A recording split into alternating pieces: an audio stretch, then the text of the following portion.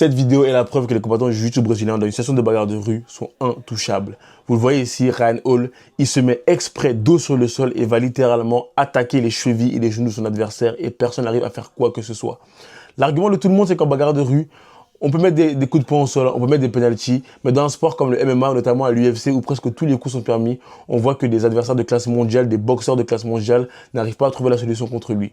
C'est pour vous parler de l'efficacité de ce sport, notamment que les plus grands pratiquants de ce sport sont aussi forts en takedown ou en judo, ce qui leur permettront de vous amener au sol, et lorsqu'ils vous amèneront au sol, ce sera impossible pour vous de vous relever. Évidemment, il faut s'en servir qu'en situation de défense et pas pour attaquer qui que ce soit. Le seul qui a réussi à trouver la solution contre cet adversaire, c'est Ilia Topuria, qui lui aussi est un joueur de jiu-jitsu de classe mondiale.